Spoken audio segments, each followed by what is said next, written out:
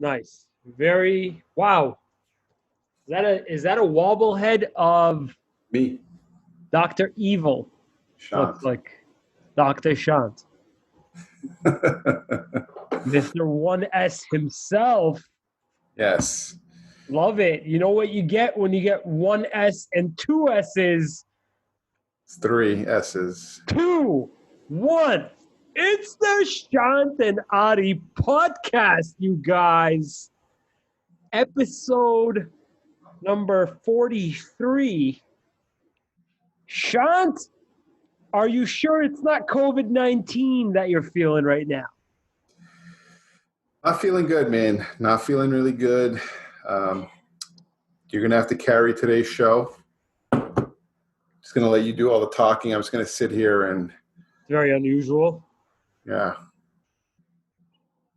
So, what's going on, man? Let's talk about, like, a lot of crazy shit, man. A lot of messed up stuff happening right now. If you're not aware of where we are right now, what is it? What are we? Oh, what episode are we on? Episode number 43. Yeah, episode 43. It's June 3rd. Coronavirus disappeared all of a sudden, supposedly. But, some crazy stuff going on with, racial stuff.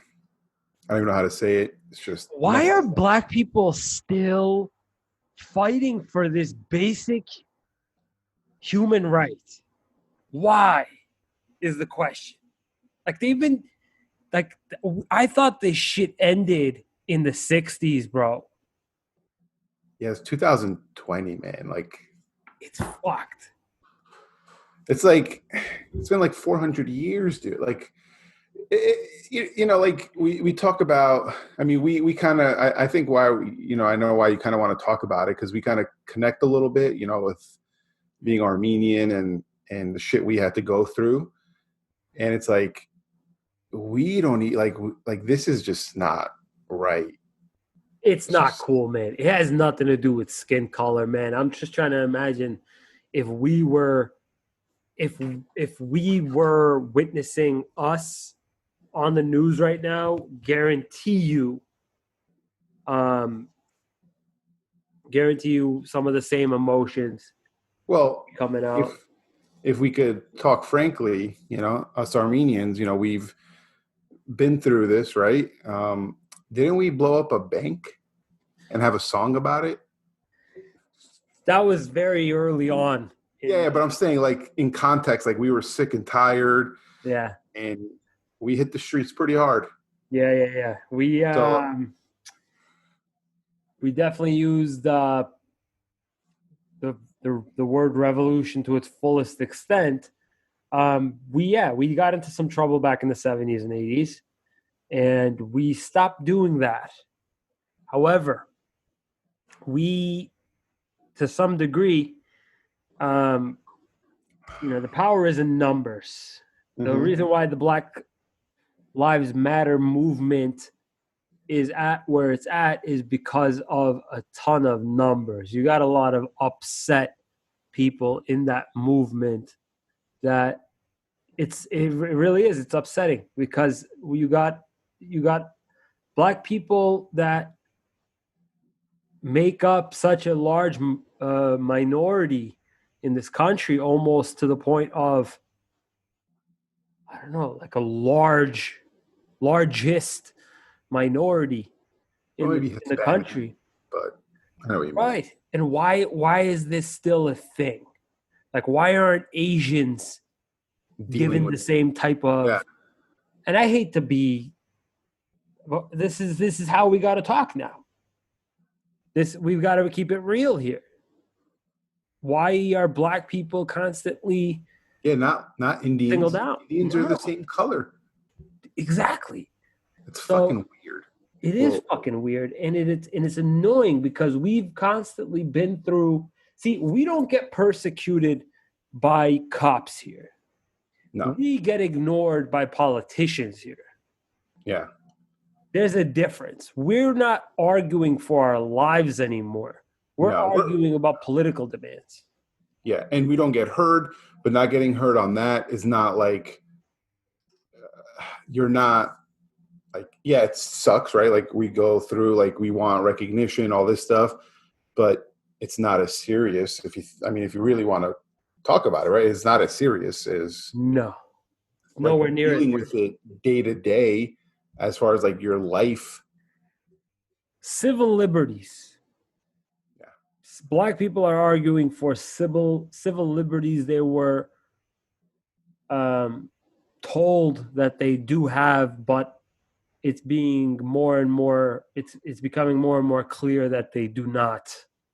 No, man, Because it's a real thing, man. It's stereotyped. It happens. You know, one of my good friends out here is he's black. I was talking to him. He's actually my business partner. oh wow, And yeah, so he was telling me, he's like, like what the problem is. He's like, you're never going to change racist people, right? Like people are idiots, dude, and some of those people are going to stay how they are, right? But like he's like, what's not fair is me and him could be going for two of the same types of like end goal, right? Like we have an end goal. He could still make the end goal, right? But he's going to have to jump through way more hoops, way more hurdles. His trajectory is going to be fucking like in and out, in and out, in and out, while mine's going to just be like a smooth, and that's not fair, bro. Because when he broke it down like that, I'm like, shit, like, because people always say, oh, but if you work hard enough, you could overcome anything. But why do they have to work harder than we do? right? Right? Like, It should be the same road. yeah. Why are we even talking about working harder? Why? Over what? A skin color? So Yeah, it's not like they don't fucking speak English or like it's not like, what are we talking about? Like, right. I think my generation was brought up to be a little bit scared of talking about, like, even calling a black person should make you scared. You should not be calling a black person a black person. Is African American, calling somebody African American, politically correct? Like the colored like what? I just want to cut the bullshit here. Listen, I'm not a racist. I have no other thing to call you except for a human being. However, if we're going to talk about the topic at hand, you are a black person. You are given trouble. I just wanted to make it clear that, like, my generation was always hesitant to even bring up the possibility of you being any different than I am. But the fact of the matter is, it's got to be addressed. You are different than I am because you are treated differently than I am by authorities, by other racial groups. However, you are no different than I am. So I don't know what else you have to say about it. However, I just wanted to give my sort of 2 cents. Armenians are they're no different when it comes to the shit that we're doing, the shit that we're fighting for. However, the way that we're being treated is a lot different than how black people are being treated right now. Yeah, and they've been here way longer than we have. Yeah, like they have the rights to what they're demanding much more than what we're demanding from a government that has nothing to do with what happened to us. Yeah, so it's like us as Armenians, we're trying to fight for our political, which everyone is going to fight for theirs.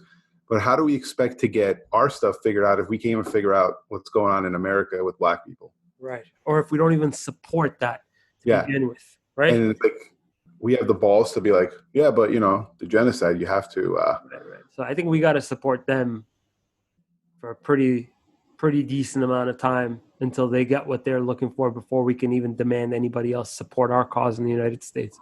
Yeah, and I think, man, like it needs to, like, I think we need all the leaders to like get together and like figure this shit out. Because like police have got to be less douchey, bro. Well, we know cops. There's a lot of good cops, man. It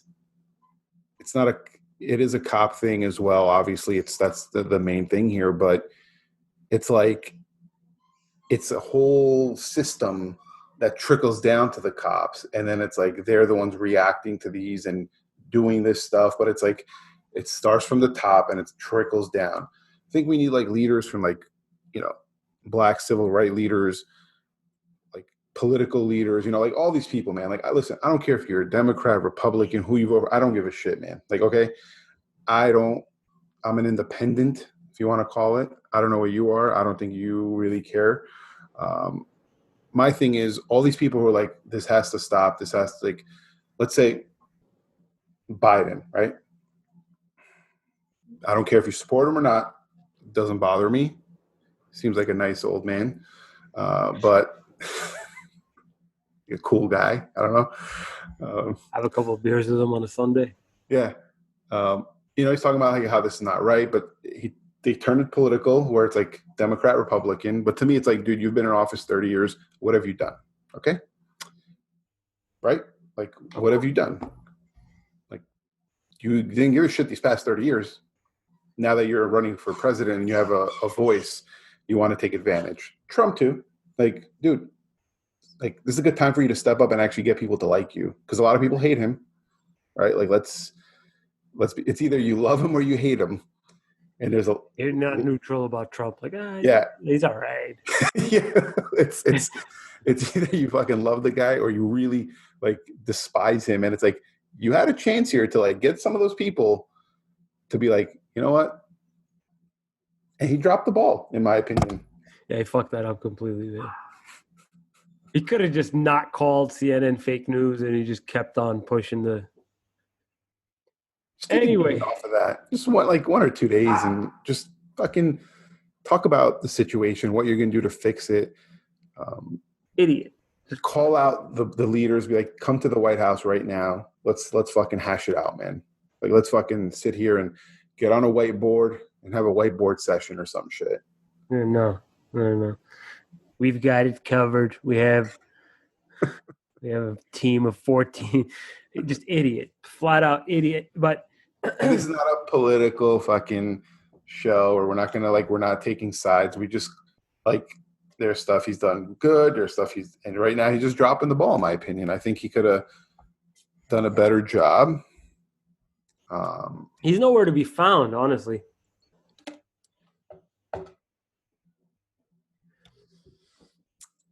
So, real quick, what do you think, like, big picture, you know, because like you see all the posts, Blackout Tuesday, and with, you know, this justice for this, like, what do you think that even helps?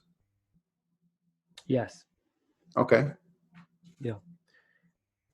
I think that these things are trends. Like, you got to want to support a cause long after it's cool to support a cause for it to really, really succeed. But the fact that so many people supported the trend yesterday, it made a lot of people that didn't support that cause or found that cause to be stupid to reconsider how they feel. And at the very least,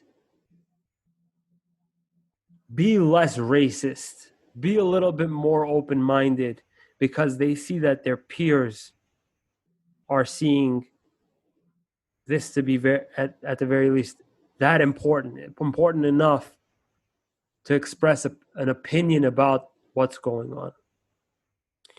One of my friends made a comment, I'm not going to say who, but in the group chat, those that didn't put up a picture, you know, Blackout Tuesday or whatever, I did something, and, you know, a couple other friends did, and then a few friends didn't. And he made a comment in the group chat. He goes, oh, so-and-so is a racist. So-and-so is a racist. So-and-so is a racist. Like, calling them out. Like, why didn't you do the Blackout Tuesday? And they're like, like, you know, I have plenty of black friends. I don't need to fall into some sort of trend to show that I'm not a racist. But it's not about that. It's about, at the very least, having expressed at some point in time your disagreement with public policy. Like, if you don't speak up now, you probably don't have any sort of place speaking up on April 24th, because you're going to lose a lot of legitimacy with your friends that found this important. So that's the issue, Sean. That's a good point, because we expect other people for April 24th to stand with us, right? Right. So to the black community, I understand I don't have too many black friends, but the ones that I do have, it shows them, like, guys, like, I got you. Like, I find your struggle important enough for me to feel as though, even though I don't have many black friends, I can encourage my Armenian whatever friends that they should also find this very important enough to take a stance on it. Because if cops, they can do this to black people, they can do this to Chinese people, they can do it to Armenian people, Muslim people, whatever. Yeah, it can never end. And that's an interesting take, man, because I didn't think of it that way, right? And this also, I think, shines a light to people, who aren't grown up around black people. They may not even have a black friend or know anyone that's black, right? And they may not even know this. Like, people think, oh yeah, that's people are saying that, but it's not true. But now I think those people who really never experienced, having a black friend or whatever, they're like, oh shit, this is actually educating them. Right. So it's a good thing. And with that being said, I'm one of the ones that didn't post anything about it. Racist.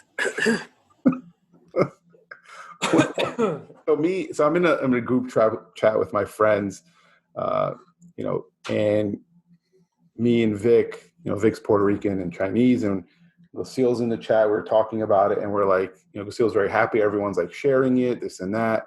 And we were like, dude, like, we feel, and we were probably thinking it the wrong way, because me and Vic are very, like, we look at things like factuals, like analytics, like, what is this really going to do type stuff. And we're like, all these people are posting stuff just to be the trend. It's not really doing anything. Right. But I see your point now. And you're right. It's fucked up. Right. All I'm saying is listen, I didn't need to post anything. I don't have black friends to show them that I'm supporting them, nor do I live in a town that's as racist as a lot of the other cities in the United States is, enough to have to do something like this. Yeah. However, if I don't do it, I literally have zero credibility when it comes time for me to ask for support for my cause or causes. Yeah. I'm just saying, man, it's just fucked up that it's looked at as a trend. Yeah, that's the thing. I wanted to not just stop when it's coronavirus wave 2 comes out, and then it's like, oh yeah, we forgot about that situation, the Black Lives Matter thing. We moved on. I know this shit has to stop, man, because it's not just black people. It's Mexican people. It's Muslim people. It's a very racist country that we live in, and some parts of the country that are New York City, for example, Miami, for example, Los Angeles, Boston. You witness big cities like this, they don't have as deep of a problem.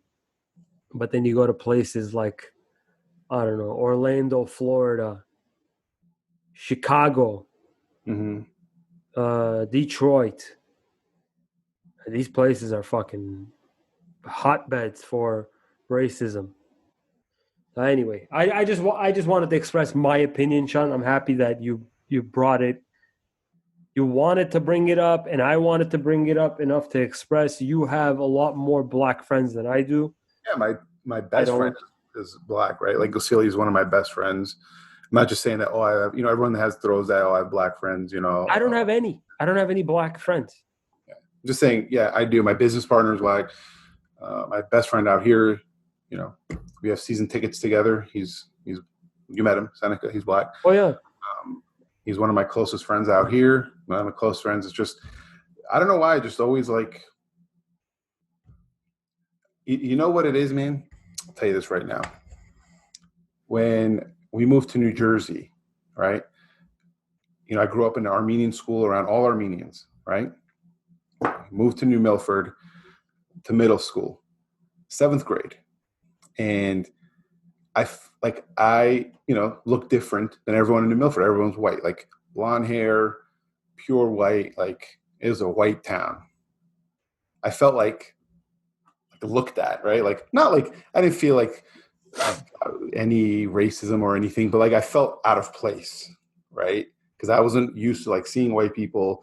They're not used to seeing me. It was fucking weird, right? And I'm not trying to say, oh, I went through something. Just for that little thing was weird. I could only imagine the thing. But Glacial, he used to sit behind me in lunch, and he used to get that same thing, obviously, because he was the only like black kid in the thing. So it's like we became really close because we were like the two different people. It's such a white town, New Milford. Yeah. And then Vic came, Puerto Rican Chinese, fucking loud as hell, talking shit. So he was looked at different too. Okay. And so we became all like best friends. So it was just like I always just attract people who are just different, man, because I love that stuff. I love different cultures. I love, I used to go to their barbecues. I used to go to Vic's family parties, the Chinese side and the Puerto Rican side, totally different, right? When it was Love the Puerto that. Rican side, it was fucking on. The Chinese side, it was just, and I have Indian friends. They're like, they just different cultures. It's fucking awesome, bro. Like experiencing that growing up is so fucking awesome. And that's one thing. I'm so glad I didn't go to LA because it's all Armenians. I want to experience like different people, man. It's a real Yeah, thing, real fucking thing, bro. it is a real thing. So, Shant, we were talking a little while ago about all Armenians. You just mentioned keyword all Armenian.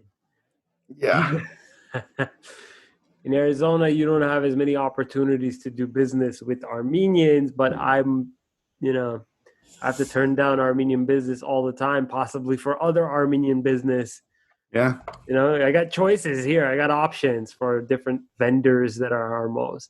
So, hmm um, I I remember talking to you about this, about trading business for business and turning down or maneuvering around Armenians when it comes to business.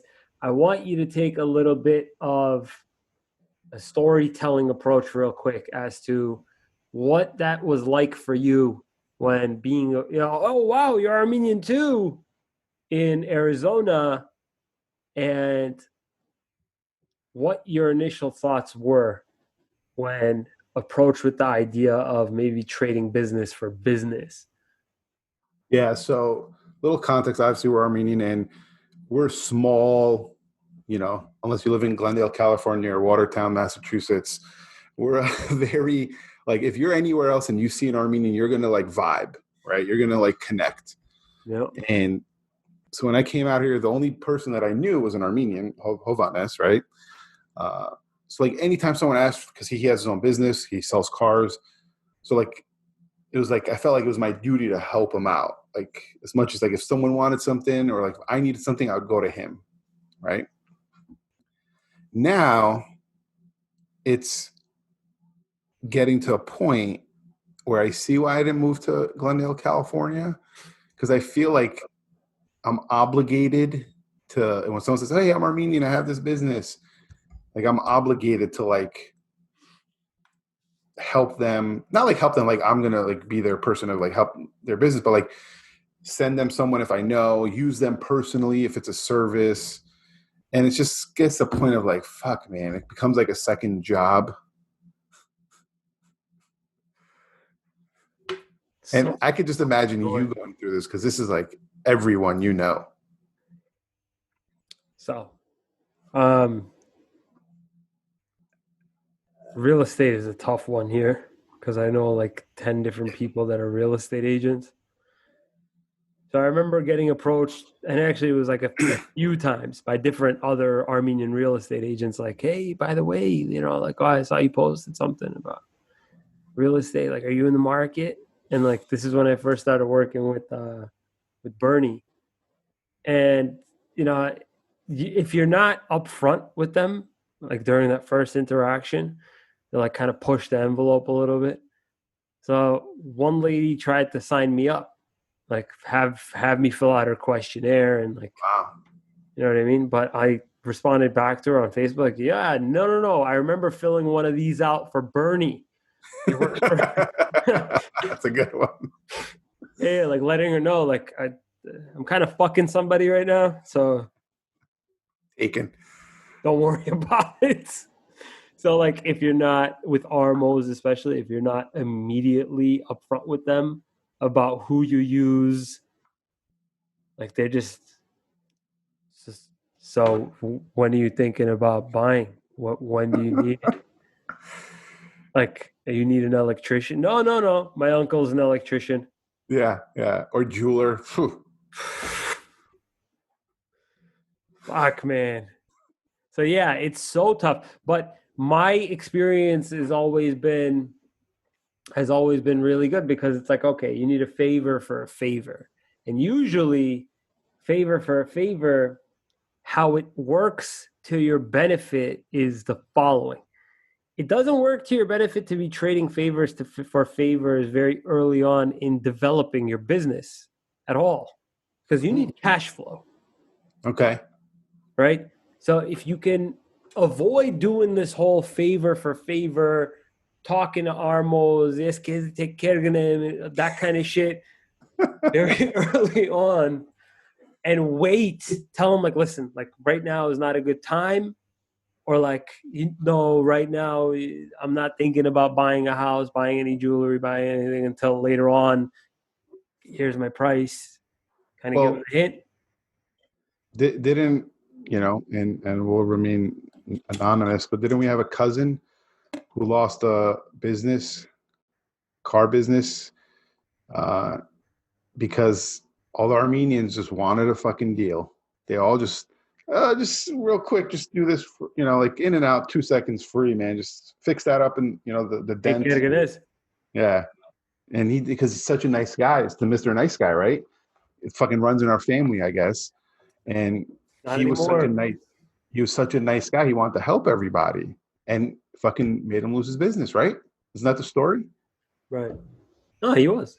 He's a sweetheart, but that's Yeah, the he's the problem. nicest fucking person in the world, and he got taken advantage of by all our people. Fucking, you know who you are. It's So yeah, man, it is a thing. So if you can wait as long as you can a good point, man.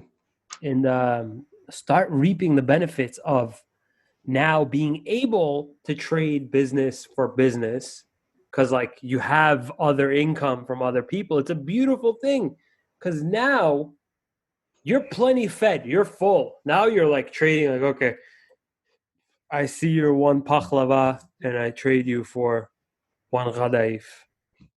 Like do one of those. Like you Yeah, already had dinner. You know what I mean? yeah. Now you're just trading treats. Yeah. So, and this is my problem, man. So I'm such a fucking idiot, man. This guy calls me today. I don't even know. I don't know if I told you. He calls me today. He's an accountant out here. He just moved out here a year ago from California, Armenian. Calls me. He wants it, like, he has a friend that's moving us. He wants to buy a bakery out here, like move his bakery business out here, and needs like a commercial property. And he's like, "Can you help?" I was like, "Yeah, we'll figure. Blah blah blah." We're talking, vibing. I'm like, "What do you guys do?" He's like, "Oh, me and my wife, we own our accountant firm business." I was like, "Oh, I have an accountant, but like." I felt like I literally, like, it got so awkward for me because like I felt like I have to like use him because he's Armenian. And I'm like, Compelled. yeah, like he didn't even say anything. He didn't say, "Hey, if you ever know anyone," not a fucking word. You Me, just jumped into it like I'll see if I can cancel my agreement with them later. whatever it costs me, I'll just cancel. Don't worry about it, man. Like, no, I was like, I have an account. He's good, but I don't know. Maybe we could talk. You can maybe work with my dad. He's Armenian, and he gets annoyed by my accountant. So um, Fucked he's up, like, bro. he's like, okay, man, whatever. Just It's like, nah, man, just Let me know when the next barbecue is. So like, why do I feel like why do we feel compelled? I know. It's fucking weird. But you have this thing because you're also, you don't come by it. You don't come by it as often anymore. So Yeah, like yeah. It's you not like almost, you want everyone. to help out. You're like, you're trying to help somebody do their thing. Yeah, because I So, want to be fucking helped too. right? Well, like we should keep it, like within the family, right? But then it's like, yeah, I don't know. It's stressing me out today, dude. Like, So I have a thing to say about all of this, and it stretches far beyond just um, acquaintances or other Armenians you may come across. It even stretches out to like family members, girlfriends, yeah, friends, and it's deciding how selfish you want to be until you make it to wherever you're trying to get to. And the reason why I'm saying, for the first few years, you should probably tell them, listen, I can't do shit, and you're trying to take it easy, like I'm doing losing my own money. I got, right. The reason why I'm suggesting you do all this is so that a few years goes by and you do what you got to do, start succeeding at to a level that you can really start to tell exactly where do you even need an accountant, or are you just fucking piss poor? Do you need to take on these other expenses, or can you even afford to take on these other expenses? Being selfish to some degree is not a bad thing, even if it makes you look like a douche. yeah. um, I am just realizing now just how effective being selfish is, and I'm learning it more and more from my father, because he's always in the position where he's got to look out for I first, and Yeah, I did thought it he was a bad thing. did he ever, when you guys first started, was he like hooking people up? Never. He would get Love that. pissed. Love that, man. Your dad's such a cheat. He would get so fucking pissed, Shant. Why are you giving discounts? Who the fuck is he? Like, And your dad is like known in the community. Like I know you're like your people like, oh yeah, like they know your dad. So like I'm sure it's expected. Like if someone walks in because everyone knows your dad, mm-hmm, he's gonna give. But I love your dad. Just took a stand. Like fuck, right? And you this get is so upset about it. Like, woo, woo, like to some degree, it's like, hey, dude, if he's not part of the immediate family, like, why are you even giving anything? So so I I got learned this. I next learned time this I come, I very, gotta very pay. early. Huh? Next time I come, I gotta pay. I mean, if I'm on the register, probably not. But If your dad's there looking like, all right, here you go, man. And you got the money here. I'll pay when Nadi's back. When Nadi's back. So um yeah, I'm learning now, man. Like thinking about what's best for your business when you're at work is definitely not a bad thing, especially when there's friends and family involved. For example, if you're in the rush for like rush time, rush hour for your restaurant, or maybe you're getting a lot of calls or getting a lot of work done, and you get that phone call or you get that visitor that comes in, but you're a nice guy. You're too busy being fucking nice to tell them, hey, I can't talk right now. Or hey, right now is not a good time. Or hey, fucking 3 p.m. is not a good time to host this fucking podcast. You know? Taking Oh, a you must get that a lot. People coming in just wanting to chat. You're like, do you like, how do you tell so? Okay, explain this to me. How in that situation's fucking Mahed from the fucking corner comes in and is like, Ari, like talking to you, and there's phones ringing, customers walking in, and he just, because people obviously don't know their surroundings, they can't notice it, and they think Are you it's talking about this Mahir? no, no, that I kid you let fucking love this shit, man. He's so no, cute. that kid you let him stay, man. Oh yeah. When it's when because people don't realize what's happening, right? Like the place is on fire and he's like talking to you like, hey, Yeah. Adi, how do you remove yourself from that situation being a nice guy? I give I give everybody a very, very solid minute of my attention to let him know like like I deep down care, but like shit. And I look back a couple times like, bro, do you mind if we catch up after work? Knowing it's not going to be afterward. It's not gonna be until fucking 2 months from now. So you gotta be you gotta be kind of a douche a little bit. If they're getting in the way, which they usually will be, taking that stance, Shant, it's a tough thing to do, but it's such a necessary thing to always like just realize what'll happen if you don't be selfish with it. Yeah, And I'm because it's learning like that every day. it's like people think because like you're a business owner or whatever, it's like, oh, you don't fucking you have all the time. But like if you're at a job with a boss, like you can't sit there and fucking yap it up with everybody, like catching up.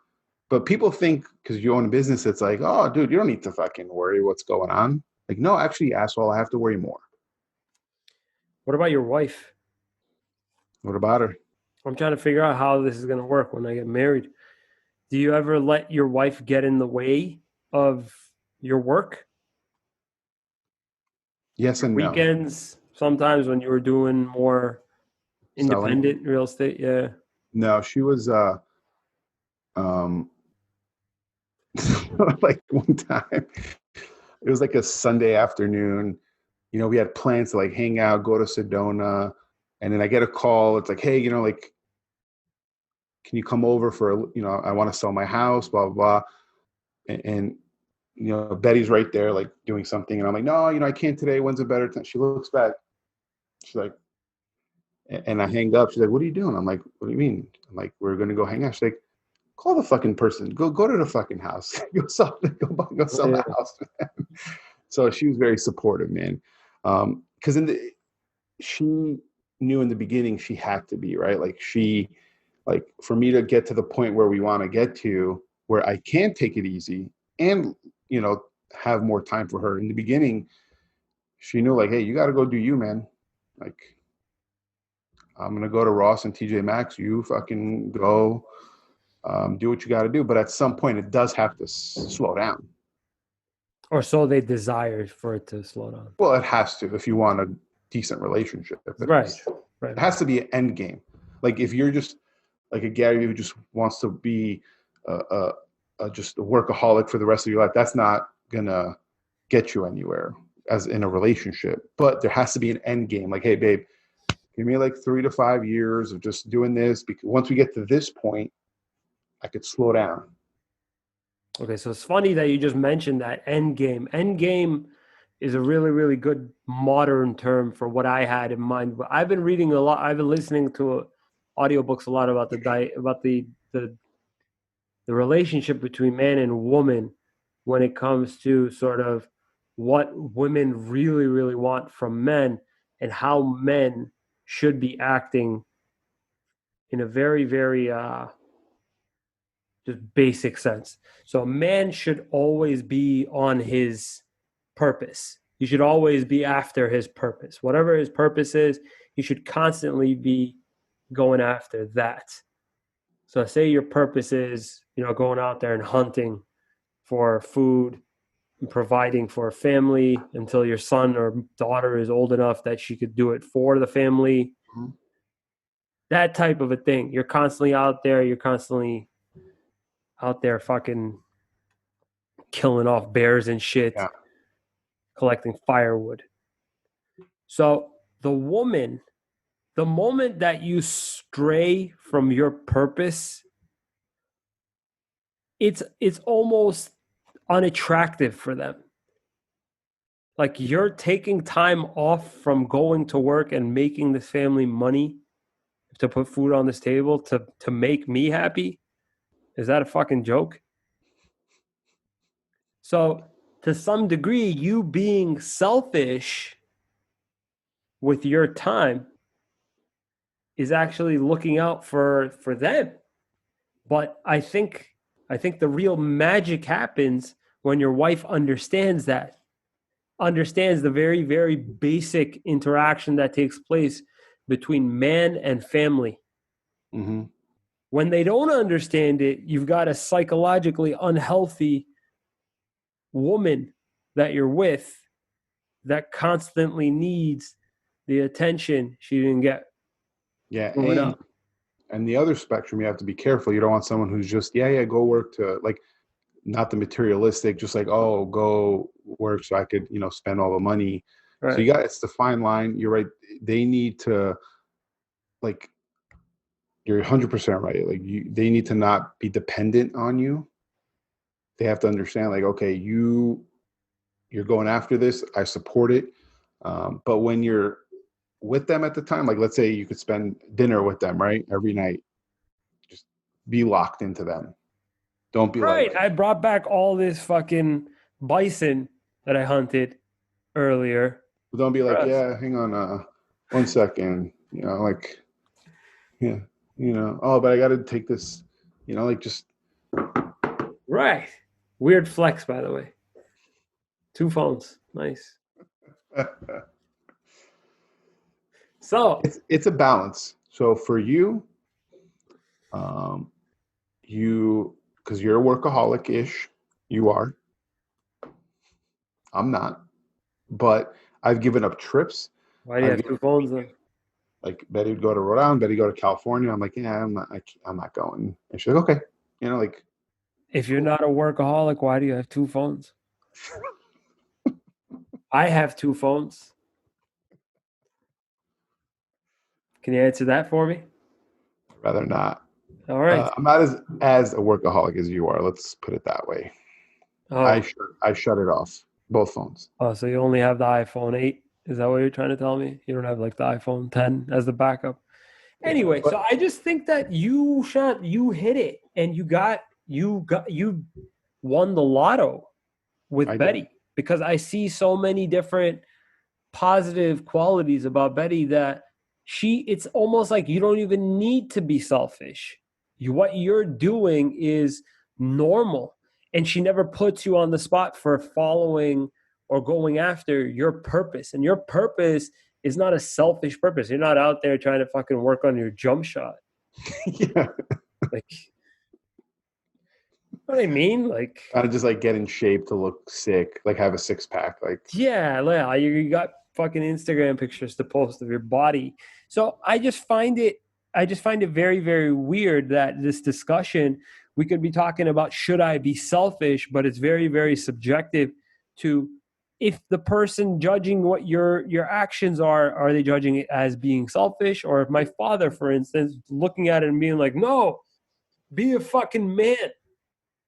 Don't give these fucking douchebags discount. So it's like, dude, like from one angle, this is selfish because I'm a nice guy. And then from the other angle, it's like, no, this is normal. You got to be kind of a dick. yeah, So just some shit I picked up because we are recovering nice guys. How to be selfish 101. Just fucking do it. it's hard. It's a. I'm glad we always talk about it because it always reminds me back to like stop Like being a. little reminders, little victories, you know? Any last words, Adi? Hapchoo. No, I don't have anything. Okay, so for me, everyone listen. It's fucking 2020. Cut the fucking bullshit with this racism, stupidity. Just we're in 2020, man. Like our lives are run by this little contraption. If we could like do so much, just fucking don't be racist. That's it. It's fucking simple. It's a simple task. Put a reminder in your phone for every hour. Don't be racist. I don't know. If you're kind of embarrassed about that reminder going off or something, don't be a fat ass or something instead. And like the word fat ass will remind you not to be a racist. But Yeah, it's a Good good point. idea. Good idea. Siri, like, don't be a yeah. Your reminder for 11:30. Don't be a racist. Snooze, snooze, snooze. Yeah, it's not a laughing matter, but like it's like it is because it's laughable that it's still happening in 2020. Literally, we're not in the 1600s. Fucking 2020, bro. Like, think about all the shit we could do. Which reminds me, I got to get my cloak dry cleaned. Fuck. All I'm right. not gonna have it back by fucking Saturday. It's whatever. Anyway, What do we got? 6 months left for the year? today is we're June right now. We're in six plus six. Yeah, math. I'm scared to see what else is going to fucking happen this year, man. Jesus.